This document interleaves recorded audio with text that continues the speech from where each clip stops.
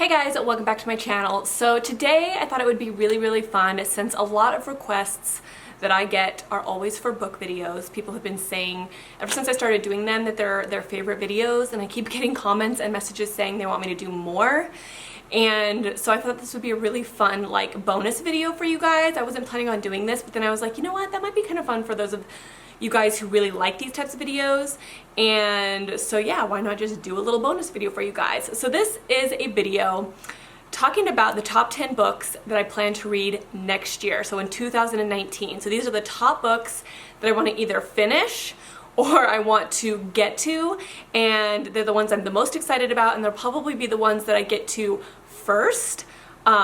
So like the first half of the year, I would assume.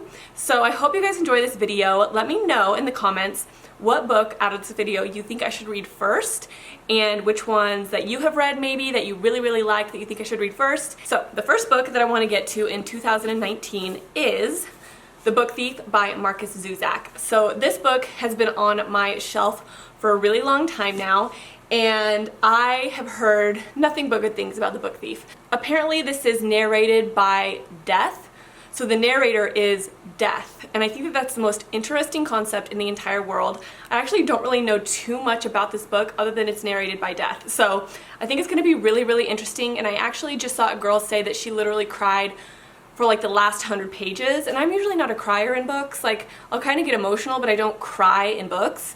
And so if this book made her cry for like 100 pages, then I'm assuming that maybe this book will help me shed a tear in a book. So we'll see. I'm kind of looking for that one book that actually makes me cry actual tears. So this book might be the one. So let me know if you've read this. I know it's a lot of people's favorites. The next book I really want to get to is Life After Death by Damien Eccles. And this book has actually been on my shelf for a couple of years now, and I keep thinking like, okay, I'm gonna pick that up next, and then I never do. So next year I definitely want to pick this up because I think it's gonna be really interesting. So this book is about this man, and he's actually one of the Memphis Three, and they were convicted of a crime that they did not commit, and they had to spend like how many years in prison? So 18 years. He had to spend 18 years in prison for a crime he did not commit with apparently two of his friends. And so I think this is going to be really interesting. I find prison stories to be very interesting. I don't know why. One of my favorite memoirs is Finding Freedom by Jarvis J. Masters. If you haven't read that book, it's really good. So this is going to be really interesting to learn a little bit more about the Memphis Three. I saw that Kendall Rae did a whole video on this story, and I was going to read it, but then I was like, you know what? I'm not going to read it. I'm going to just get my information from this book, because sometimes it's really fun to read stuff like this without knowing a lot about it. The next book I'm really excited to read. I actually got this on Black Friday, you guys. And I was so excited because I almost bought this for full price at the bookstore, but I didn't because I was like, I can get it on Amazon for cheaper. But then I saw it at freaking Barnes & Noble on Black Friday for so cheap, and it's a signed copy. And this is by Neal Shusterman and Jared Shusterman, and it's called Dry. And this is just a kind of sci-fi dystopian. I think it's sci-fi, I'm not 100% sure. But it's about California running out of water. And it's basically about this girl, Alyssa, who has to basically try to survive. Her parents go to like find water or something like that, but then they never come home. So Alyssa has to take care of like her younger siblings and try to figure out how to survive with no water. And I think this sounds like a really interesting book. Just the idea of like not having any water, like what do you do? What is gonna happen? The next book I really want to read, and I'll probably get to this one fairly soon, but this is The Seven Husbands of Evelyn Hugo. This is a really hyped up book. Like, if you know anything about like the book community, you know that this book is probably one of like the highest rated books for a long time. Like, everyone who reads this likes it. And this is about a woman from like old Hollywood who picks this journalist. She wants a certain specific journalist to write her story, and she wants this journalist to basically tell her entire story and why she married 7 times, why she had 7 husbands, and basically the entire story of her life. I assume that there's more to this story, like there's some sort of interesting plot twist or something like that that makes it so good. I'm not really sure, but I hear that this book is just fantastic. I don't want to know too much going into this because I feel like if there is a plot twist or if there is something really crazy that happens that you're not really ready for, like, it's better not to know it, or not to know like when it's coming or anything like that. So I don't really know, but because it's been so hyped and raved about, I'm really excited to read this. The next book I want to read is something that was kind of a random pick for me, but I was really interested in it. And this is Ashe Princess by Sebastian.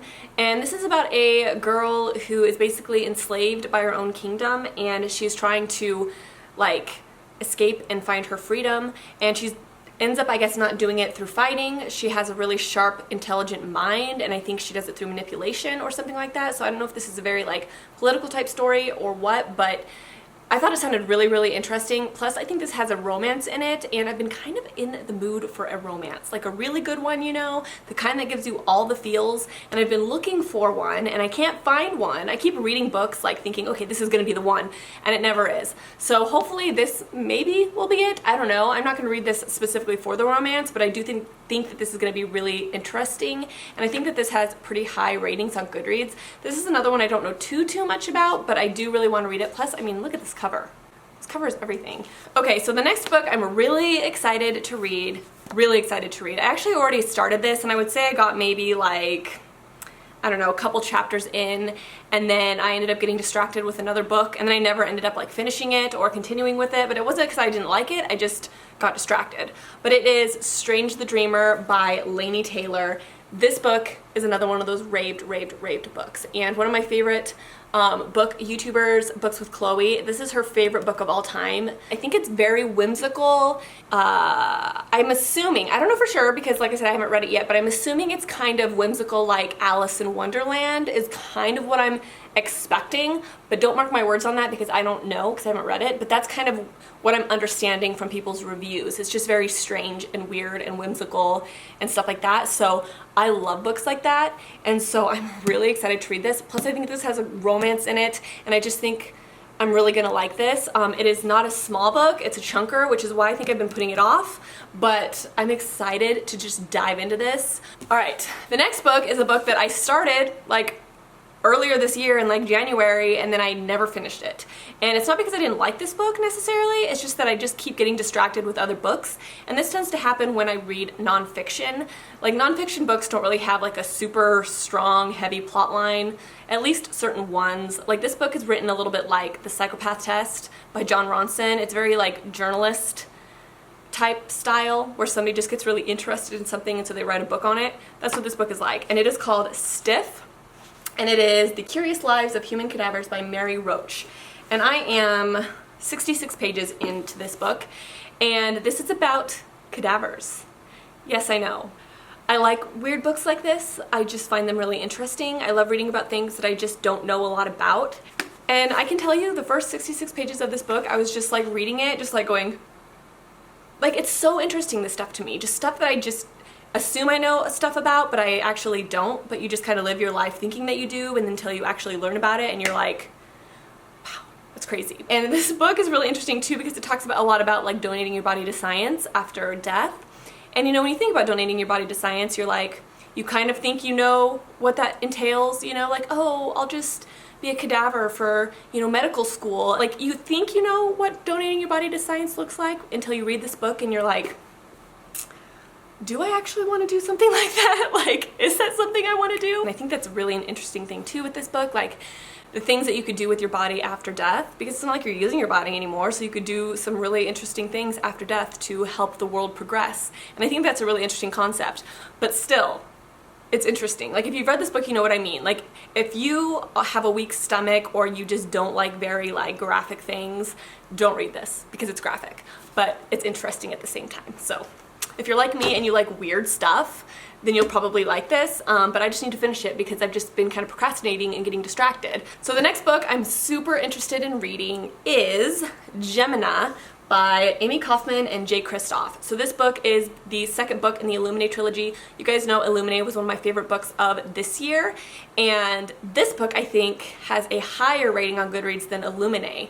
So that's exciting because I loved Illuminae. So if this is better, then I'm excited because Illuminae was amazing. So these books, like I said, are very interesting. They're written in a very interesting way. They're written through transcripts and emails and instant messaging and documents. It's not written like a normal book, but that's what makes these books so different and fun to read, is because they're just extremely unique. And Amie Kaufman and Kristoff are amazing at character development. I loved the characters in the first book, so I'm hoping this book is the same. I don't know for sure if the same main characters from the last book are in this book. I think this book follows different characters, but the main characters from the last book appear kind of in this book. They're just not the main focus, if you know what I'm saying. But I am so excited to read this. I will actually probably pick this up earlier in the year too, because I've been wanting to read this. I've just been kind of putting it off as well. Story of my life, but I'm so excited for this one. I think it's gonna be fantastic. Okay, 2 more books that I want to get to next year. So number 9 is this book here. This is called Crazy for the Storm, A Memoir of Survival by Norman Olistad. Olistad? I don't know how to pronounce that last name. But this book is about this man who I think was like 11 years old, or yes, 11 years old. And this is a true story. This is a memoir. He was 11 years old and he got in a plane crash with his dad and his dad's girlfriend. And their plane went down in the middle of nowhere. And it's his story of survival. And I guess what happened is his dad and his dad's girlfriend died, and so he had to survive in the forest alone as an 11-year-old boy. That is like the most insane, interesting thing I think I could ever like pick up to read. Like, so I think this is gonna be good. Who knows? But I think I'm gonna like this. I think it's gonna be really interesting. I just wanna see what it's like for an 11-year-old boy to survive in the forest. I just think it's gonna be a fun read, so excited for that one. And then last but not least is a book that I feel like was made for me. Like, you know when you read a synopsis and you're like, that is so up my alley. Like, I feel like this book was written for me because it has everything that I'm like kind of interested in, and it's just so cool sounding. That is this book. So this is Daughter of the Burning City by Amanda Foodie, and this book is about a girl who kind of grew up in the circus environment, and she was actually born with the power of illusion, so she can actually create illusions. And this is a really rare like ability, but she can do it apparently. So she's able to make like tangible illusions that people can actually feel and talk to and like interact with and things like that. Like, they look like real people, but they're not real. They're just illusions. And so these illusions are actually members of the freak show of the circus. Well, one day, one of her illusions gets murdered, and she's so confused by this because, you know, they're illusions. They're not real people. You can't murder an illusion, but her illusions start getting murdered. And so this story is about her trying to figure out how this is possible and how this is happening and who is doing it. And I also think there's a romance in this too, which you guys know I'm a sucker for that. So hopefully this is a good one. I am so excited for this. It's so up my alley. I actually almost picked this up like a couple of days ago to read, but I picked a different book instead. But this is so like up my alley. I love circus, I love freak show, I love fantasy, I love romance. Like, this is everything I could ever want in a book. So I'm so excited to read this. Let me know if you've read this book in the comments below. I'm really curious if you guys liked it, but yeah, I'm really interested in this, and I am excited to see if it's as good as I think it's gonna be. So we'll see on that. But anyways, guys, that is it for this video. I hope you enjoyed it. Those are the top 10 books I hope to get to next year. Hopefully I do. Hopefully every single one of those books gets read next year. I plan to set my Goodreads goal at 25 books again, just like I did this year. I ended up reading like 46 or 47 books this year, so I like doubled my goal, which is awesome, but I don't like to put a lot of pressure on myself, so 25 is going to be my goal again.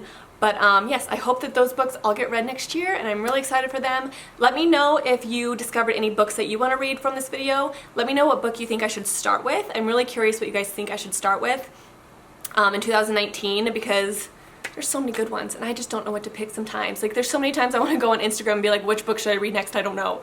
So let me know in the comments below what you guys think I should read first. So anyways, guys, that is it for this video. I hope you liked this little bonus video, and I hope you guys have a fabulous day. Bye!